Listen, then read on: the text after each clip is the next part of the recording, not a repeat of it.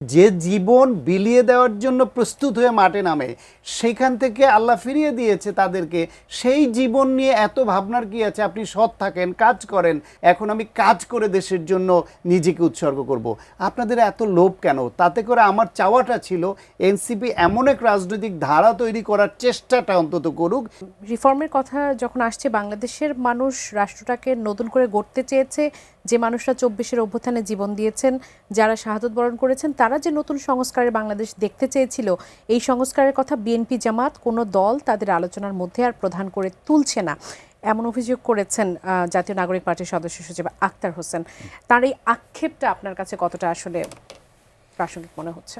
NCP কি যে সংস্কারের জন্য, যে বৈষম্যহীন সমাজের জন্য গণঅভ্যুত্থান হয়েছে, সেই পথে কি এনসিপিও হেঁটেছে? বা তারা কি নিজেদের চারিত্রিক দৃঢ়তা ওইখানে রেখেছে? তাদের সততা, তাদের ভূমিকা, তাদের বিরুদ্ধে দুর্নীতির অভিযোগ কেন আসছে? তাদের বিরুদ্ধে নারী বিদ্বেষী বক্তব্য অভিযোগ কেন আসছে? তাদের বিরুদ্ধে আর্থিক কেলেঙ্কারির, তাদের বিরুদ্ধে নানান রকমের উদ্ভট বক্তব্য দেওয়া আগের ট্রেডিশনাল পলিটিক্যাল লিডারদের মতো সে অভিযোগ তো অহরহ আসছে। ফলে এই সমাজটা একদিনে চেঞ্জ হয়ে যাবে না, বরং বিএনপি তার আগে থেকেই 31 দফা উত্থাপন করেছিল। এরপরে ঐকমত্য কমিশনে ব্যাপক আলোচনা হয়েছে, এতে করে তাদের হয়তো আরও কিছু যোগ বিয়োগ হবে, সেটা হয়েছে। জামায়াত ইসলামও কিছু রিফর্মের কথা বলেছে, সব হয়েছে। বরং তারা এই সরকারের মধ্যে তাদের 3 জন প্রতিনিধি থাকার পরও এই সরকার কি রিফর্মের কাজটা দেখিয়েছে? একটা দেশে দেখেন, দীর্ঘমেয়াদী রিফর্ম করতে গেলে বা ডেভেলপমেন্ট চাইতে গেলে কয়েকটা সেক্টরে বিশেষ নজর দিতে হয়।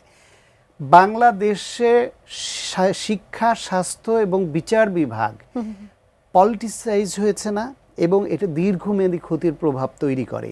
এই 3টা সেক্টরকে যদি পলিটিক্যাল ইনফ্লুয়েন্সের বাইরে নিয়ে আসা যেত, তাহলে কিন্তু বিশাল এক রিফর্ম হয়ে যেত।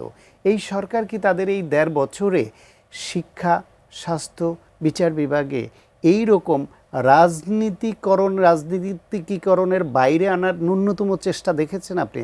পেশাজীবীরা বাংলাদেশে যে রাজনীতি করে, এটা কোন রাজনীতির সংজ্ঞায় পড়ে? সাংবাদিক, চিকিৎসক, শিক্ষক, তারা রাজনীতির নামে যা করছে, এটা কোন ফর্মুলায় পৃথিবীর কোন দেশে সম্ভব? এটা নিয়ে তাদের কখনো কোনো বক্তব্য, কোনো ভূমিকা আপনি দেখেছেন? শিক্ষা নিয়ে তো কাজই হয় নাই। স্বাস্থ্য এবং শিক্ষায় এমন কিছু রিফর্ম এরা চাইলেই করতে পারতো যেগুলো নির্বাহী আদেশে সম্ভব, অথবা যেগুলো অলরেডি আইন আছে বা অধ্যাদেশ আছে সেগুলো প্রতিপালন করলেই যথেষ্ট ছিল। এটার জন্য নতুন করে ঐকমত্য কমিশনে আলোচনাও দরকার ছিল না, সংবিধান পরিবর্তনও দরকার ছিল না। তাদের আচরণে, কাজে, ভূমিকায় আপনি তার ন্যূনতম প্রতিফলন দেখেছেন? তাহলে যেই এনসিপি তাদের প্রতিনিধি সরকার আছে, তারা সরকারকে এগুলি নিয়ে কেন প্রেশার ক্রিয়েট করে নাই? কারণ হচ্ছে গিয়ে তাহলে রাজনীতি হয় না।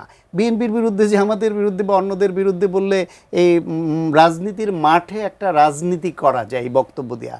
ফলে তাদেরও ওই রাজনীতির যে ট্রেডিশনাল যে ধারা, তার মধ্যে আটকে গেছে তারা।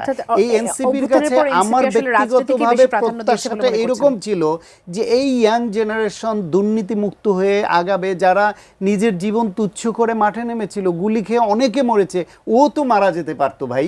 তাহলে যে জীবন বিলিয়ে দেওয়ার জন্য প্রস্তুত হয়ে মাঠে নামে, সেখান থেকে আল্লাহ ফিরিয়ে দিয়েছে তাদেরকে।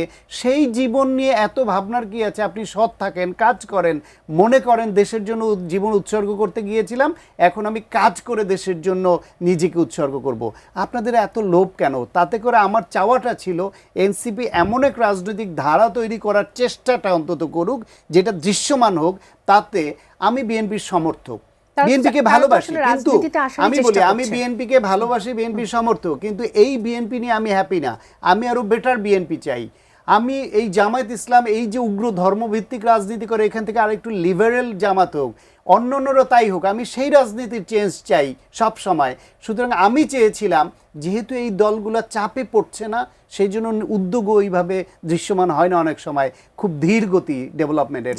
এনসিপি এমন এক রাজনৈতিক ধারা তৈরি করুক যাতে এই দলগুলো বাধ্য হয় নিজেদেরকে পজিটিভলি চেঞ্জ করতে, যে না আগের রাজনীতি আর চলবে না, মানুষ তো এনসিপির দিকে ধাবিত হবে। কিন্তু এই এনসিপির কাছে আমার প্রত্যাশা কী ছিল আর তারা করলোটা কি?